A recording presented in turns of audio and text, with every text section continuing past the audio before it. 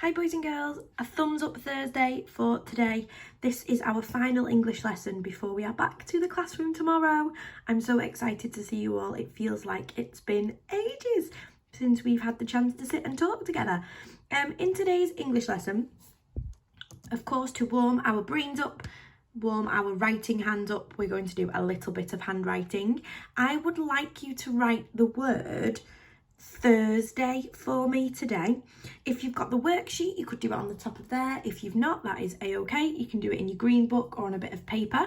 And I'd like you to write the word Thursday 3 times. If you're using the handwriting lines, then the letter T should touch the top red line because it's a capital letter. Thursday is a proper noun, a day of the week, so it needs to have a capital. And I'll show you the word Thursday. Here it is. Thursday. Have a go at writing that 3 times on either the handwriting lines or a piece of paper or your green book. Okay, amazing. So in today's lesson, you are going to be writing a diary entry. But first of all, what is a diary entry? Have a little think now to yourself, or if someone's there to talk to, you could talk to them, but I bet you can do this by yourself. What is a diary entry? If you're not sure, think about what a diary is. A diary entry is a page from a special book that someone might write in to talk about how they're feeling. They may write about the day they've had in the order that it happened. So sometimes a person might keep a diary, and in that diary they'll write the date at the top of the page, and then they'll write about all of the things that have happened to them that day. And they usually write it in the order that it happened. So they might talk about what happened in the morning, what happened in the afternoon, what happened in the evening, and so on. So we're going to be imagining today that we're Mr. Twit, and we're going to pretend that we are writing a page from his diary, based upon some of the events that we're going to read about in a moment. Okay, I would like you to sit comfortably. You can relax for a few minutes, and I want you to listen carefully to the next few chapters of the story. We're going to carry on from where Miss Thompson left off yesterday, and we're going to use the events from the next few chapters to help us write our diary entry. This is the Great Upside Down Monkey Circus. Now for the monkeys. The 4 monkeys in the cage in the garden were all one family. They were Mugglewump and his wife and their 2 small children. But what on earth were Mr. and Mrs. Twit doing with monkeys in their garden? Well, in the old days, they had both worked in a circus as monkey trainers. They used to teach monkeys to do tricks and to dress up in human clothes and to smoke pipes and all the rest of that nonsense. Today, although they were retired, Mr. Twit still wanted to train monkeys. It was his dream that one day he would own the first great upside-down monkey circus in the world. That meant that the monkeys had to do everything upside down. They had to dance upside down on their hands with their feet in the air. They had to play football upside down. They had to balance one on top of the other upside down, with Mugglewump at the bottom and the smallest baby monkey at the very top. They even had to eat and drink upside down, and that is not an easy thing to do because the food and water has to go up your throat instead of down it.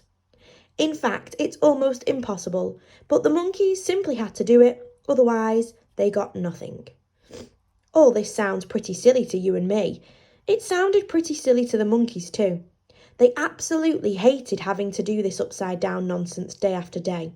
It made them giddy standing on their heads for hours on end. Sometimes the 2 small monkey children would faint with so much blood going to their heads. But Mr. Twit didn't care about that.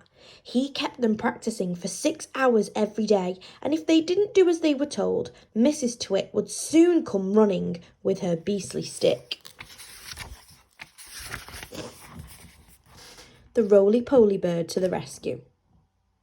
Mugglewump and his family longed to escape from the cage in Mr. Twit's garden and go back to the African jungle where they came from. They hated Mr. and Mrs. Twit for making their lives so miserable. They also hated them for what they did to the birds every Tuesday and Wednesday. "Fly away, birds!" they used to shout, jumping about in the cage and waving their arms. "Don't sit on that big dead tree. It's just been smeared all over with sticky glue. Go and sit somewhere else."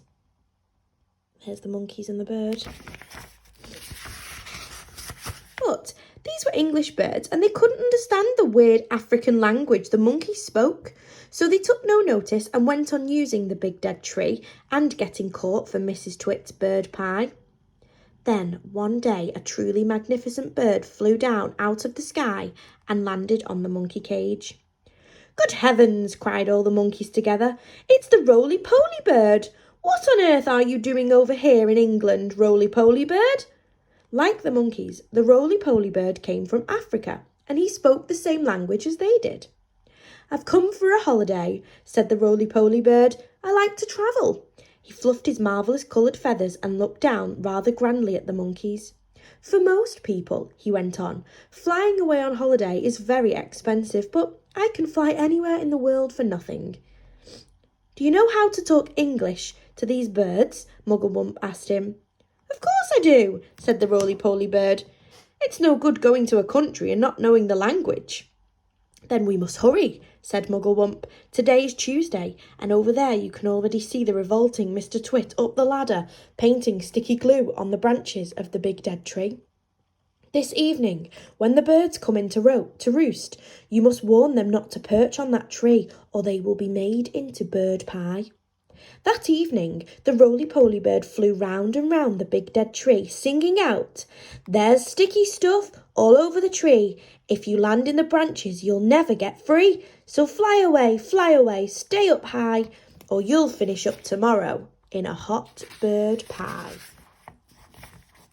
No bird pie for Mr. Twit. The next morning, when Mr. Twit came out with his huge basket to snatch all the birds from the big dead tree, there wasn't a single one on it. They were all sitting on top of the monkey cage. The roly-poly bird was there as well, and Mugglewump and his family were inside the cage, and the whole lot of them were laughing at Mr. Twit. Still no bird pie for Mr. Twit. Mr. Twit wasn't going to wait another week for his bird pie supper. He loved bird pie. It was his favourite meal. So, that very same day, he went after the birds again.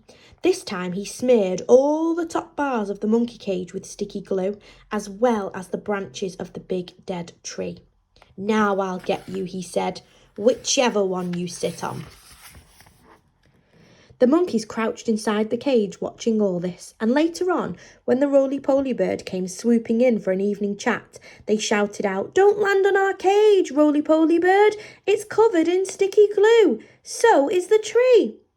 And that evening, as the sun went down and all the birds came in again to roost, the roly-poly bird flew round and round the monkey cage and the big dead tree, singing out his warning. "There's sticky stuff now on the cage and the tree. If you land on either, you'll never get free. So fly away, stay up high, or you'll finish up tomorrow in hot bird pie." Okay, what a strange day Mr. Twit had, especially because he was unable to catch any of those birds for his bird pie. We're going to pretend we are Mr. Twit talking about his day.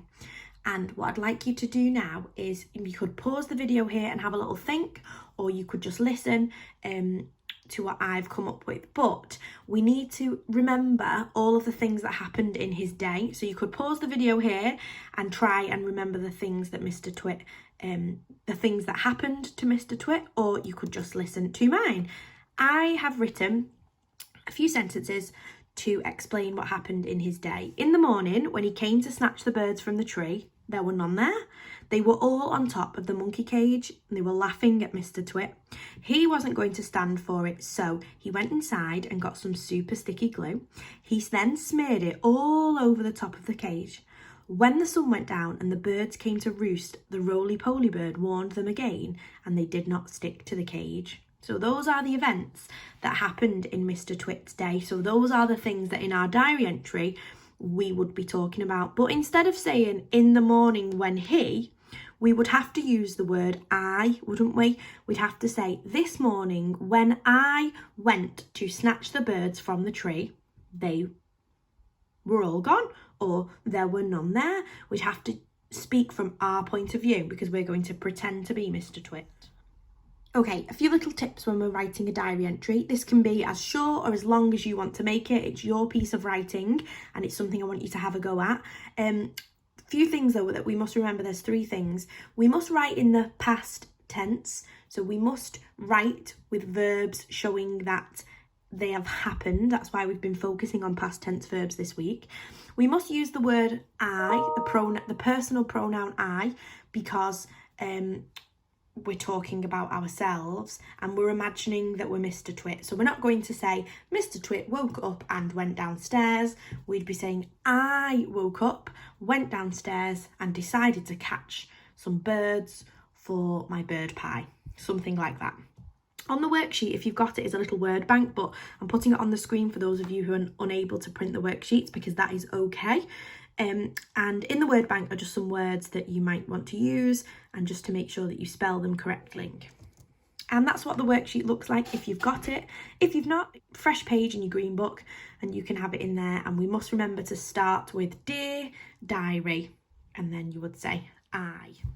So boys and girls, that's it from me. Happy writing. Again, it can be as short or as long as you like, as long as you are pretending to be Mr. Twit, as long as you are writing in the past tense, that is brilliant. And I look forward to reading them. Remember, all sentences must start with a capital letter and they must end with a full stop, unless it's a question or an exclamation. Happy writing, and I cannot wait to see you in school tomorrow. So exciting. Bye for now.